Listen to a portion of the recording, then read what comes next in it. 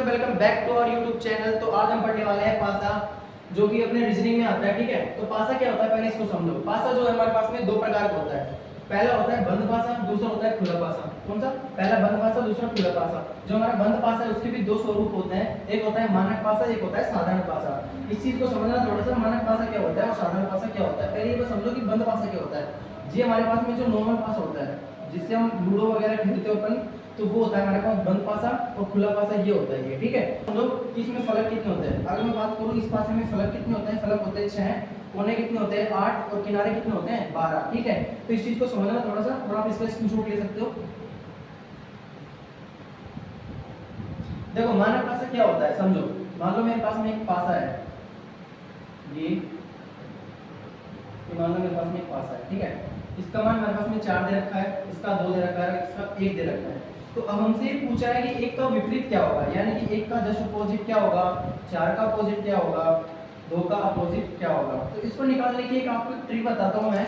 अगर आपके पास में मानक पासा दे रखा हो, पहली बात तो ये याद रखना कि मानक पासा में कभी भी विपरीत चिन्ह, मतलब विपरीत जो है एक साथ दिखाई नहीं दे सकते, मतलब इसके अपोजिट जो है एक साथ दिखाई नहीं दे सकते। अगर वो अपोजिट दिखाई दे रहे हैं तो वो मानक पासा नहीं है। वो कौन सा पासा है? साधारण पासा है। इस चीज को समझना थोड़ा सा। अब देखो, एक में मैं कितना प्लस करूं कि ये 7 हो जाए, एक में मैं कितना प्लस करूं कि 7 हो जाए, कितना प्लस करूं 6 प्लस करूं, कितना प्लस 6 प्लस, 4 में कितना प्लस करूं कि 7 हो जाए 3, 2 में कितना प्लस करूं कि 7 हो जाए 5। यानी कि हमारे पास में एक का विपरीत जो है कितना आ चुका है 6, 4 का विपरीत कितना आ चुका है 3, 2 का विपरीत कितना हो गया 5। तो इसी प्रकार से जो है आप मानक पासा के क्वेश्चंस वगैरह को कर सकते हो।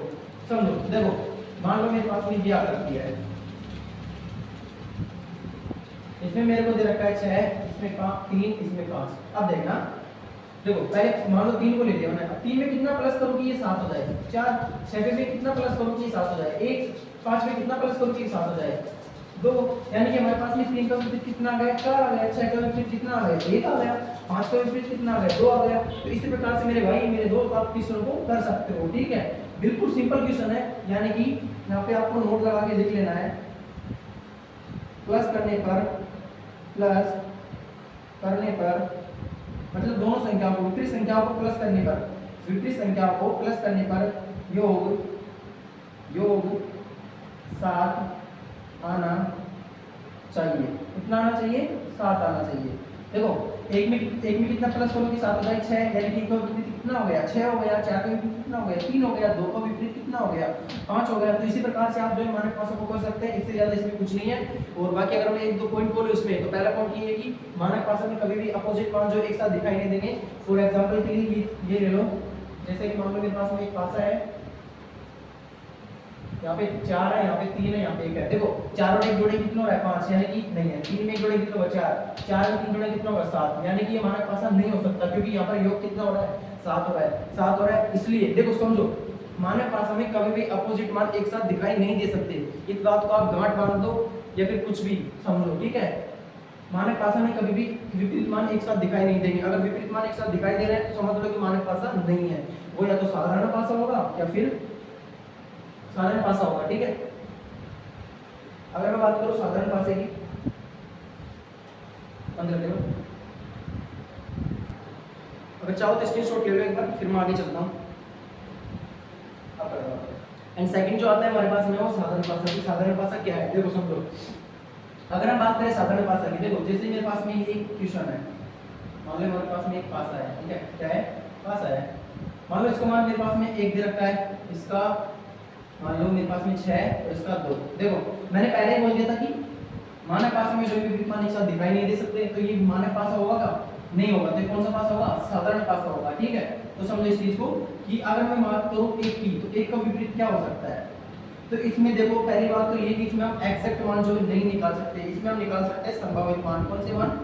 संभावित मान। कौन से मान दोस्तों? संभावित मान। ये आप टाइप 1 करके लिख लेना। कौन सी टाइप? टाइप 1। ठीक है, टाइप 1 करके लिख लेना कि हम मानक पासा में जो है संभावित मान निकाल सकते हैं। कौन से पासे में? जिसमें आपको विपरीत मान एक साथ दिखाई दे रहे हो उसमें। ठीक है, इसमें विपरीत मान एक साथ दिखाई दे रहे हैं ना। देखो 1 और 6, इसका विपरीत है 1, 6 का विपरीत है ना। तो देखो इसमें आपको अगर विपरीत मान निकालना है, तो पहली बात तो ये कि इसमें संभावित मान आएंगे, तो 1 का विपरीत क्या हो सकता है। देखो जिस इस पासे में जो जो संख्या नहीं दिख रही है उसको यहाँ पे लिख दो। कौन कौन सी नहीं दिख रही? 4 नहीं दिख रही, 3, एक तो 3 नहीं दिख रही, 1, 4 और 1, 5। इसके जस्ट अपोजिट यानी कि पीछे वाली संख्या कौन कौन सी? अब 2 को उठा लो, 2। अब देखो 1 और 6 दिख रही है, इसके अलावा कौन कौन सी नहीं दिख रही? 3 नहीं दिख रही, 4 और 1 5। वैसे ही 6 को उठा लो, देखो कौन कौन सी नहीं दिख रही? वही 3 4 और 5। अगर मैं बात करूं 3 का विपरीत क्या होगा, इसका विपरीत क्या होगा? 3 का विपरीत देखो 3 इसके पीछे है ना, जस्ट कौन कौन सी रही है? 1 2 और 6। 3 का विपरीत क्या जाएगा? 1 2 और 6। वैसे ही 4 का विपरीत क्या हो जाएगा? 1 2 और 6। ऐसे ही अपने 5 का विपरीत क्या हो जाएगा? 1 2 और 6। तो इस प्रकार से जो है आप टाइप 1 के क्वेश्चन कर सकते हो, यानी कि इसमें अब मेरे संभावित मान आता है। कौन से मान आता है? संभावित मान आता है, ठीक है। एक बार इसकी शॉर्ट ले लो, फिर आगे चलता हूं। तो देखो अगर मैं बात करूं टाइप 2 की, इसकी टाइप 2 की, तो टाइप 2 में आप क्वेश्चन कैसे कर सकते हो? मान लो आपके पास में एक साथ 2 पासे दिए जाए। कितने पासे?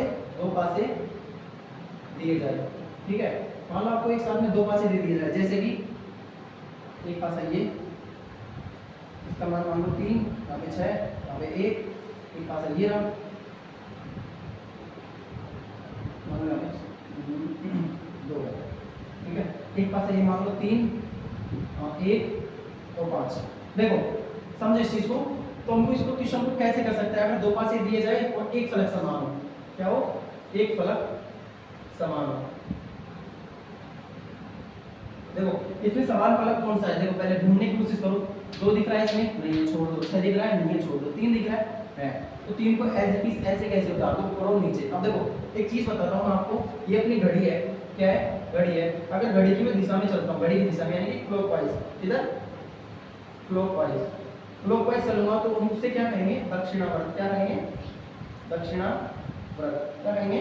दक्षिणावर्त। अगर मैं इसकी विपरीत दिशा में चलता हूं यानी कि एंटी क्लॉकवाइज, तो उसे क्या कहेंगे हम? वामाव्रत। क्या कहेंगे?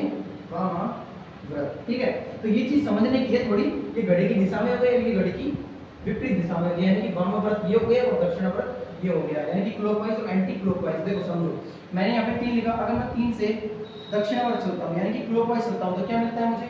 2 मिलता है। अगर मैं यहाँ पर दक्षिणावर्त चल रहा हूँ, तो यहाँ क्या मैं वामावर्त चल सकता हूँ? क्या नहीं चल सकता मेरे भाई। यहाँ पे मेरे को क्या चलना पड़ेगा? दक्षिणावर्त, यानी कि 3 से अगर मैं दक्षिणावर्त चला, क्या मिला मुझे? 5 मिला। अगर मैं यहाँ से 2 से दक्षिणावर्त चला तो क्या मिला? 6 मिला। अगर मैं यहाँ से 5 से दक्षिणावर्त चला तो क्या मिला? 1 मिला। अब देखो यहाँ पे पासा में कितने फलक होते हैं? 6 फलक होते हैं, गिनो। 1 2 3 4 दिख रहा है, नहीं है, तो यानी कि 3 का विपरीत क्या हो गया? 4 हो गया। तो 3 का विपरीत 4, 5 का अपोजिट कितना हो गया? 2 हो गया, 1 का अपोजिट 6 हो गया। तो हम यहाँ पे लिख सकते हैं 3 का अपोजिट 4, 5 का अपोजिट 2, 1 का अपोजिट 6। तो इस प्रकार से जो है आप टाइप 2 के क्वेश्चन कर सकते हैं। बाकी क्वेश्चन हम अगली वीडियो में देखेंगे, ठीक है। तो इसी प्रकार से आप सपोर्ट करते रहिए। तो आप इसका स्क्रीनशॉट ले लो एक बार, आई होप कि स्क्रीनशॉट ले लिया होगा। तो अभी हम बात करते हैं अगली वीडियो में इसकी, अच्छे से इसको समझेंगे। तब तक के लिए जय हिंद, जय भारत, अच्छे से पढ़िए, बाय।